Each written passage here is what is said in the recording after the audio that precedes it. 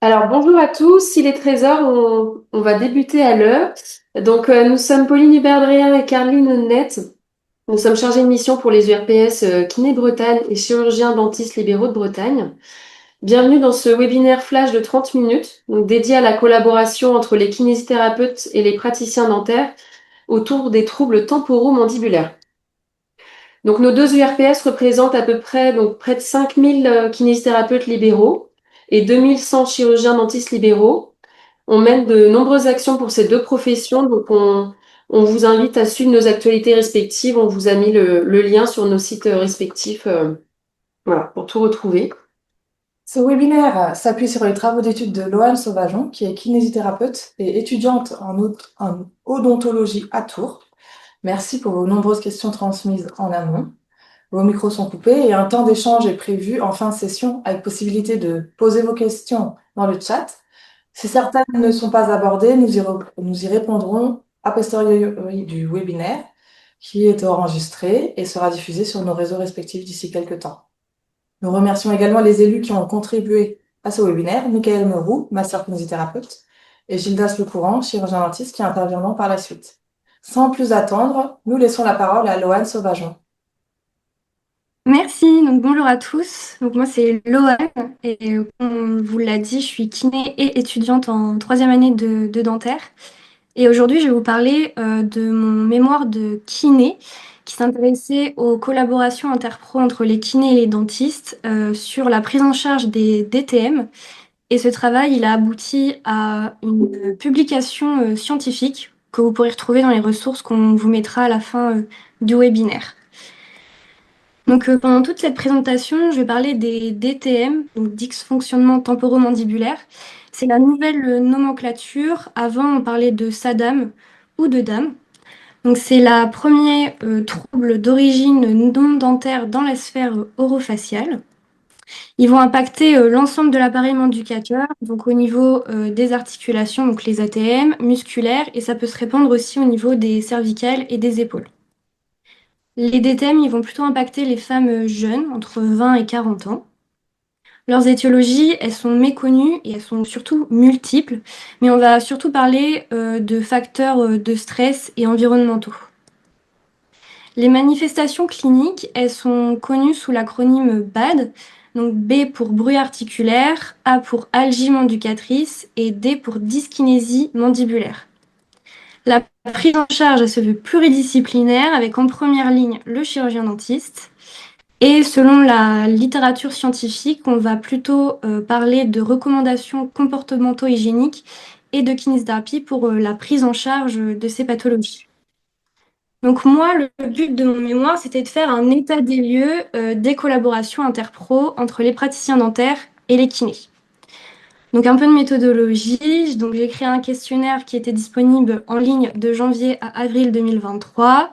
Il était à destination de tous les praticiens dentaires de France.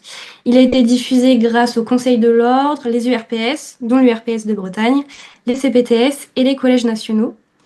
Donc là, j'ai fait un calcul de l'échantillon représentatif qui était de 382 participants et j'ai obtenu aussi une MR 004. Donc ça permettait de protéger les données anonymes des participants. Donc en tout, j'ai obtenu 450 réponses et 420 ont été analysées. L'âge moyen, c'était 45 ans, des omnipraticiens travaillant en libéral et en France métropolitaine. Durant cette présentation, je vais aussi faire un focus sur la région de la Bretagne. Donc, j'ai obtenu 27 réponses, donc, ce qui correspondait à 6,4%. L'âge moyen était de 44 ans, omnipraticiens et libéraux. Et ici, je vous ai mis les différentes répartitions en fonction des départements. Donc, dans mon questionnaire, je me suis interrogée à plusieurs aspects. Déjà, quel était le traitement de première attention selon les répondants? Et là, que ce soit au niveau national et en Bretagne, c'est la correction de l'occlusion qui arrivait en premier. Donc à 78% en Bretagne et à 84% au niveau national. Les traitements en kinésithérapie et les recommandations comportementaux hygiéniques arrivaient en deuxième et troisième intention.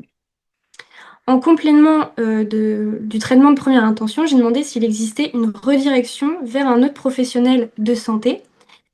Et là, Ce sont donc au niveau national les kinésithérapeutes qui arrivent en première position à 75%. Et en Bretagne, ce sont les ostéopathes qui arrivent en première position à 59%, suivis des kinés à 48%. S'il n'y avait pas de redirection vers les kinés, j'ai demandé quelles étaient les raisons. Et au niveau national, ce sont les méconnaissances de cette prise en charge qui arrivent en première position à 59%. Et en Bretagne, c'était qu'il n'y avait pas de kinésithérapeute formé dans la zone géographique, donc à 80%. Ensuite, ça, j'ai pu l'appliquer qu'au niveau national parce qu'au niveau de la région Bretagne, j'avais pas assez de résultats. Mais si dans ce tableau, on remarque donc ici les différentes spécialités des répondants, les différentes praticiens vers qui ils pouvaient les réorienter. Et en fait, on remarque que pour les kinés, ce sont les occlusions dentistes qui orientent le plus vers un kinésithérapeute. Pour les omnipraticiens, c'est 63%.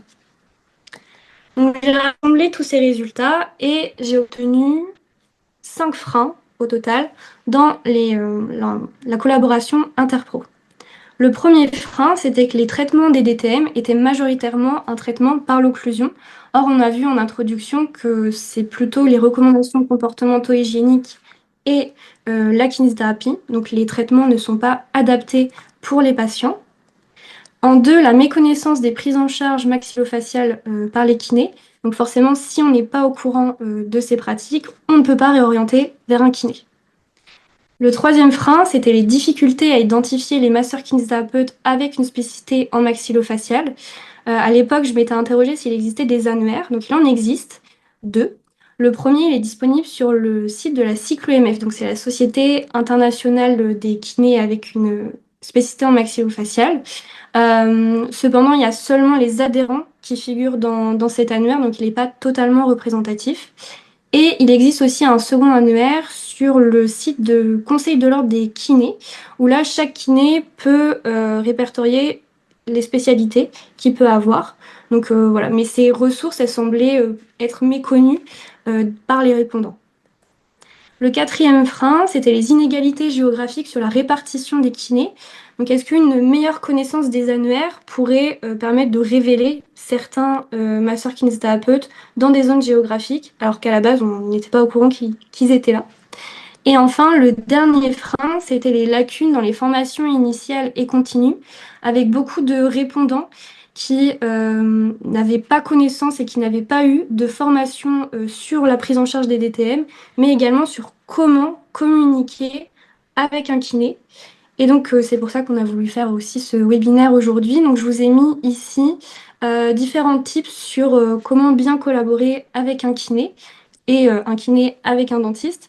Donc déjà, se répertorier par rapport à l'annuaire de la CycloMF et du Conseil national de l'ordre. Donc si on est en kiné, il faut pouvoir y adhérer. Et pour les dentistes, pouvoir s'y référer également. Un deuxième type, c'était les détails d'une prise en charge type des DTM. Donc pour les kinés qui prennent en charge les DTM, faites-vous connaître et expliquez aussi en quoi consistent vos séances et ce que vous faites durant vos séances. Un troisième point, c'était l'organisation coordonnée et faire un protocole d'adressage. Donc ça, je l'ai vu sur un article scientifique. C'était pas sur les DTM, c'était sur une autre pathologie, mais qui expliquait que dès qu'un patient arrivait et était étiqueté avec une certaine pathologie, tout de suite, les praticiens savaient vers qui il fallait réorienter et donc permettait de fluidifier les réorientations des patients.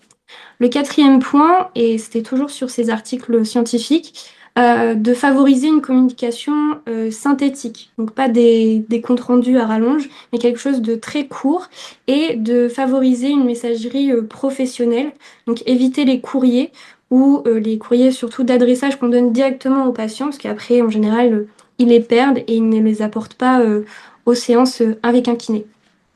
Le dernier point, c'était sur ce qu'il fallait mettre ou ne pas mettre sur une ordonnance pour un kiné.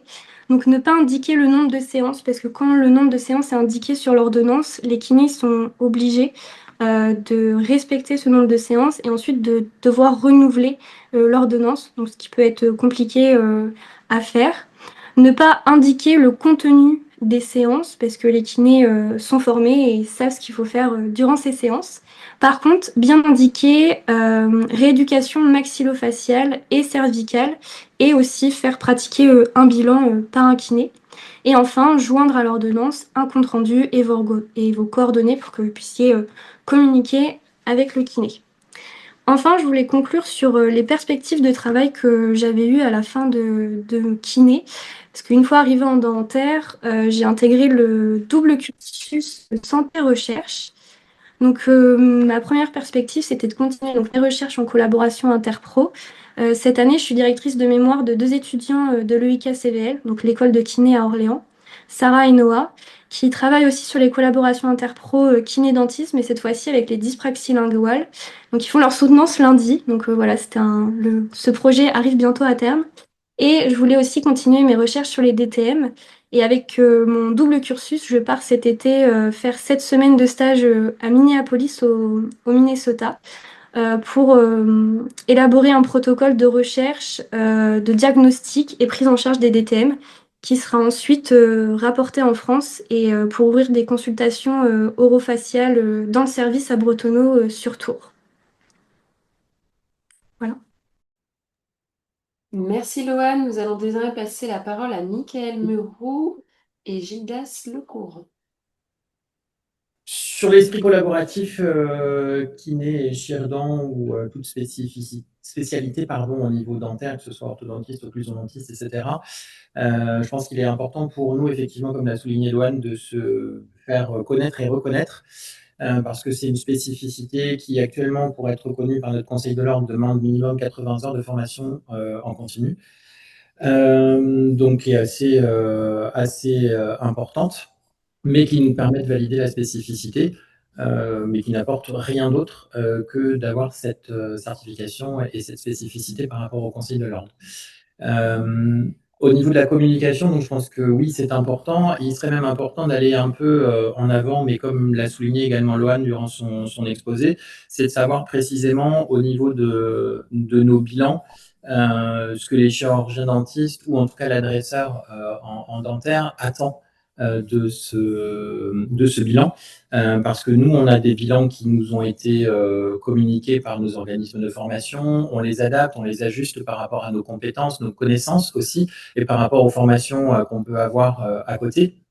Mais c'est pas forcément dans les attentes des chirurgiens dentistes. Il faut pas non plus leur faire perdre du temps avec un bilan qui fait 5 pages, alors qu'une page bien concise et bien précise aurait peut-être suffi à tout le monde.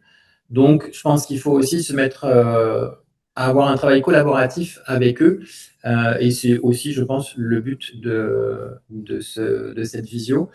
Ensuite, pour nous, à travers nos patients, pour se faire connaître, je pense qu'il n'y a pas une véritable problématique à partir du moment où on a su communiquer justement avec tous les praticiens en dentaire de notre secteur. Moi, je sais que c'est allé vraiment très, très, très vite.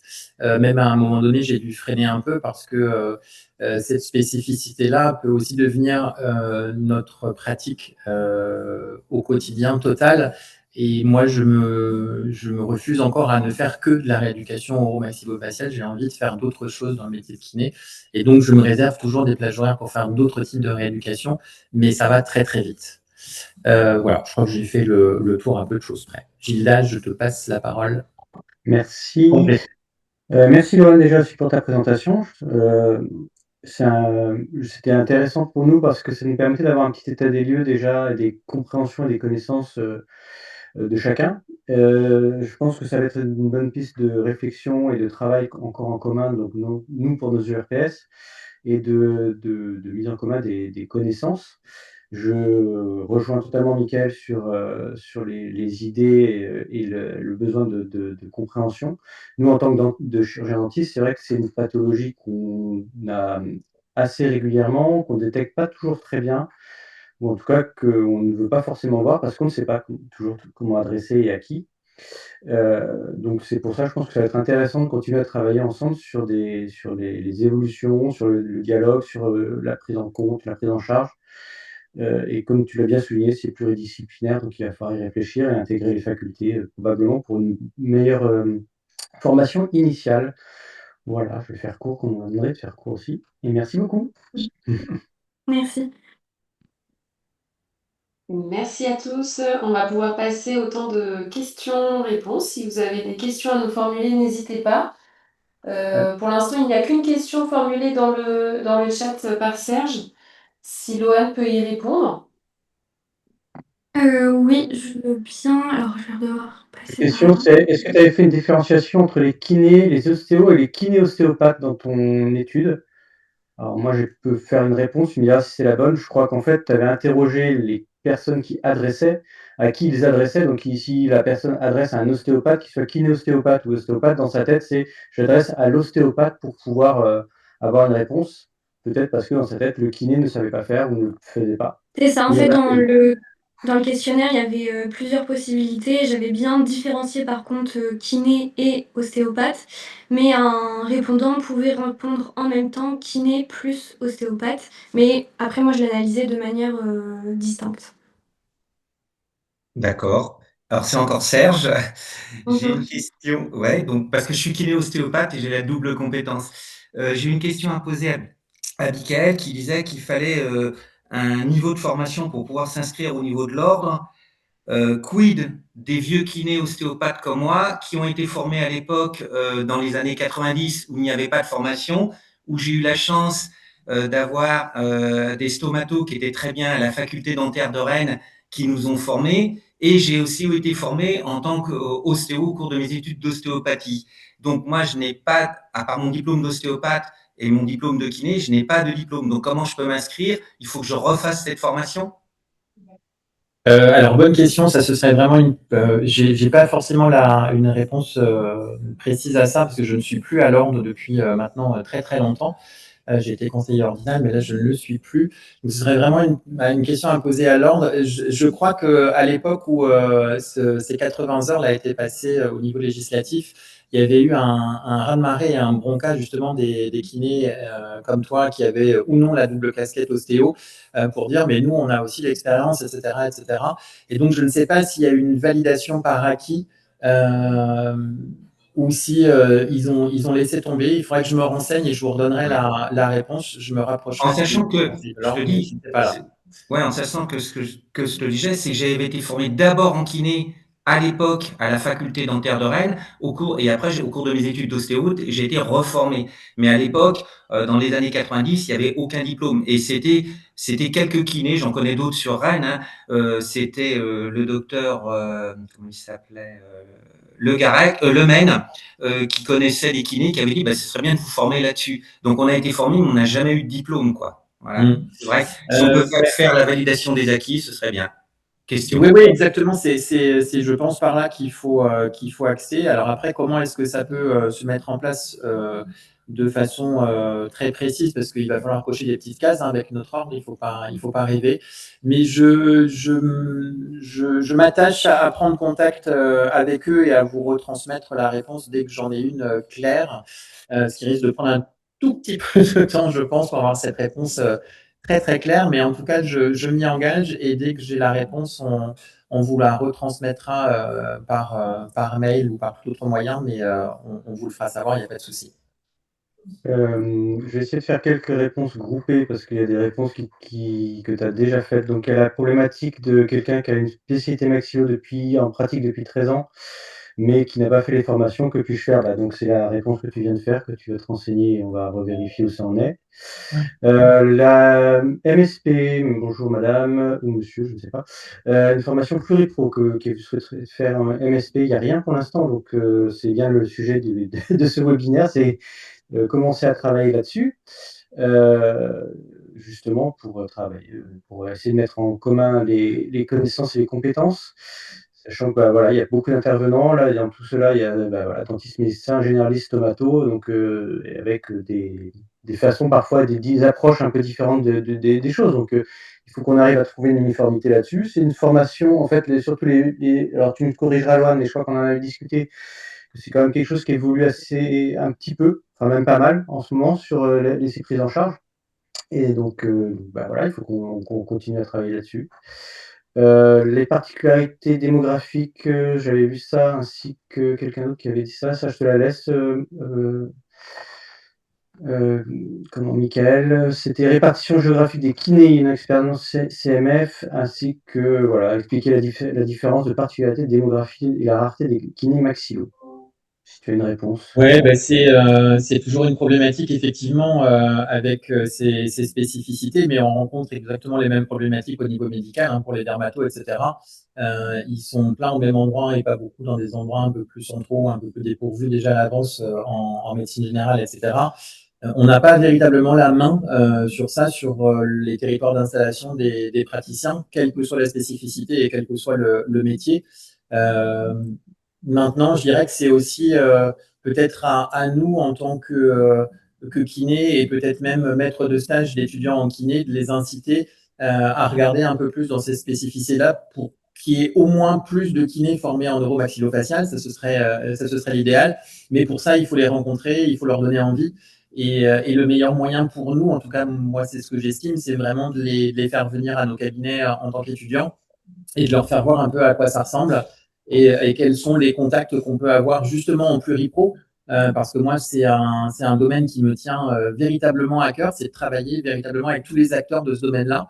Et pas que chirurgiens dentistes, mais aussi orthophonistes, ils ont été cités parce que quand bien même ils font aussi de la rééducation oro-maxillofaciale presque, même si c'est pas la même dénomination, on travaille quand même sur le même champ de compétences avec des petites différenciations parfois qui sont très utiles aux patients. Et il ne faut pas oublier, encore une fois, que c'est le patient qui est au centre et que si nous, on estime que l'orthophonie va donner un plus dans la rééducation, il ne faut surtout pas non plus hésiter à réseauter avec les orthophonistes qui sont pas beaucoup bien représentés non plus sur certains territoires, qui ont des plannings qui sont absolument surchargés. Mais je pense qu'il faut réseauter plus, et puis faire ces présentations, peut-être pourquoi pas imaginer aussi aller dans les IFMK pour présenter un peu plus en avant cette spécificité qui est un peu écartée, moi je trouve, de la formation initiale. En tout cas, à mon époque, et ça date maintenant un tout petit peu, on avait dû avoir que quelques heures de présentation de l'oromaxillofacial et puis basta. Et c'est un peu dommage parce que c'est quelque chose qui peut être vraiment très sympa à faire en cabinet. Voilà. Mmh. Oui, bah, c'est un peu la même chose en dentaire, hein, c'est que c'est des formations on a une formation qui est pas le cœur du métier, même s'il y a de plus en plus de choses, mais c'est pas la formation où les étudiants s'engouffrent le plus et s'investissent le plus. Tac, tac, tac, j'avais vu un truc sur oui, décrire une séance, type, je sais pas si c'est le moment ou pas, c'est pas l'objectif de cette, visio. Ça fait partie des idées qu'on a après de justement travailler sur une formation, et une présentation et information commune. Justement, une fois qu'on aura fait le point, l'idée, c'était déjà de montrer l'intérêt et le questionnement aujourd'hui, de voir qu'il y avait besoin de travailler sur ces sujets-là. Et ça me fait plaisir de voir qu'il y a des gens que ça intéresse et qui voudront faire les choses. Je sais pas si toi tu veux aborder vite fait quelque chose, Mickaël, mais ça va être certainement survolé, peut-être pas exactement la bonne réponse, en tout cas de ce que voulait le monsieur. C'est même pas survolé parce que même pour une pathologie qui va être identifiée de façon identique sur papier, l'approche sera complètement différente par rapport au contact qu'on a avec le patient, par rapport à son vécu, par rapport à ce qu'il a envie de faire ou pas. Parce qu'il ne faut pas oublier que généralement, enfin moi ceux que j'ai en tout cas sont quand même relativement jeunes, donc on a des timings très réduits d'exercice à la maison parce qu'il ne faut pas non plus leur bouffer le temps sur leurs écrans, qui préfèrent nettement à nos exercices. Donc voilà, la séance type, en fait, pour moi, il n'y en a pas véritablement. Après, il y a le passage obligatoire par le bilan, parce que ça, effectivement, c'est le passage le plus important pour le patient et pour le thérapeute, parce qu'après, pour sa communication aussi avec l'adresseur, c'est important de savoir pourquoi il nous l'a adressé et nous, ce qu'on a pu repérer en plus ou en moins ou différemment, parce qu'il y a parfois des divergences d'opinion sur certaines prises en charge. Mais il n'y a pas de, enfin, moi, j'ai pas de séance type. Je pourrais pas dire que je reçois 2, 3 DTM à la suite, je vais faire exactement la même chose. Non, ça va vraiment dépendre du moment, du patient, de ce qu'il a envie de faire, de ce que j'ai envie de faire sur le moment aussi, et puis de l'approche que je vais avoir par rapport à ce qu'il va me dire dans son quotidien, qui est ce qui est le plus pénalisé, qui est ce qui va le moins bien. L'approche va être complètement différente par rapport à ça. J'ai pas de formalisme par rapport à ça. Donc, je sais pas, mettre en lien les différents pros d'un même territoire présents dès aujourd'hui, c'est un début de réseau. En fait, on va faire la même réponse. Il y a ce qu'on a mis dans la visio, qui existe déjà. Les autres, non, on va pas le faire comme ça parce qu'on n'a pas. Mais il y a déjà ce qu'a donné Loan tout à l'heure et qui va être remis en partage. Voilà. Et en sachant Merci Caroline qui a fait directement les liens directs de ce qui était dans la visio. Et en sachant que certains qui font ces formations maintenant donc de 80 heures, parce que je crois que le sujet est à nouveau réabordé dans le chat, je me prends à tâche au conseil de l'ordre, je répète, mais je n'ai pas la réponse à l'heure actuelle. Du coup, j'ai perdu le fil. Sur quoi on était? Je sais pas, sur les référencements, sur les... Non, j'ai perdu le fil, pardon. Moi, je vais reprendre sur un autre truc, c'est que dans les travaux qu'on va certainement avoir à faire, c'est justement de mettre en réflexion dès la formation initiale, en fait, la jonction qui peut être faite kiné, ostéo, chirurgien dentiste et orthophoniste, et j'en oublie sûrement. Donc, ça va être aussi ça, retravailler. C'est la chance qu'ont les URPS, c'est de pouvoir dialoguer avec différents partenaires et avec différentes professions grâce à notre inter-URPS qu'on a mis en place en Bretagne. Donc c'est une des pistes en effet. Alors ça va pas se faire demain, hein. Faut nous laisser un tout petit peu de temps, parce qu'on a un exercice à côté. Mais ça va se faire. Alors, je viens de retrouver, merci Caroline pour ton message, que du coup je rebondis. Sur les annuaires, quand même, moi j'ai fait la formation donc il y a maintenant pas mal d'années. Et en fait, plusieurs praticiens me disaient qu'ils ne souhaitaient pas être mis sur ces annuaires justement pour la même problématique que j'évoquais tout à l'heure, c'est-à-dire de ne pas être enfermé entre guillemets dans la rééducation oromaxillofaciale et ne faire que ça. Donc certains n'apparaissent même pas sur ces annuaires et donc là sont vraiment très difficiles à trouver et à faire rentrer dans notre réseau. Ça reste un travail de fourmi. Hein. Après, eux ne fonctionnent que en local. Hein. C'est leur cabinet autour et les patients de la localité, des localités autour. Mais ceux-là, on ne saura pas les repérer de toute façon. Les patients un peu plus facilement en discutant avec d'autres, mais tous ne sont pas référencés sur des annuaires, que ce soit l'annuaire au niveau de l'ordre ou de la cyclone. Je vais y arriver. Voilà. Voilà. Est-ce qu'il y a d'autres questions? Est-ce qu'on va faire à peu près le tour? C'est bien si on a réussi. Et on tient le timing. Ouais, on est pas mal.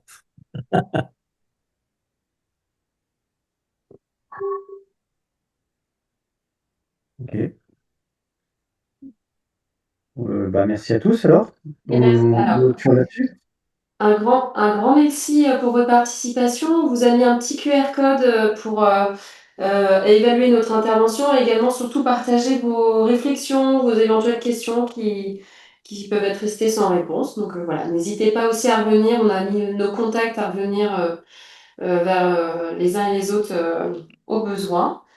Et un grand merci pour cette édition flash qu'on vient de faire avec vous. Et nous mettrons prochainement, nous vous enverrons le diaporama d'aujourd'hui et les supports transmis par Loan sur son étude. Et ensuite, d'ici quelques jours, à disposition le replay de ce webinaire. Et nous resterons en contact avec tous ceux qui nous enverront des questions qu'on transmettra à Loan ou aux intéressés, aux personnes concernées. Merci à tous. Merci à Loan, merci Mickaël et Merci Lisa. beaucoup. Merci. Merci Bonne encore. fin de journée.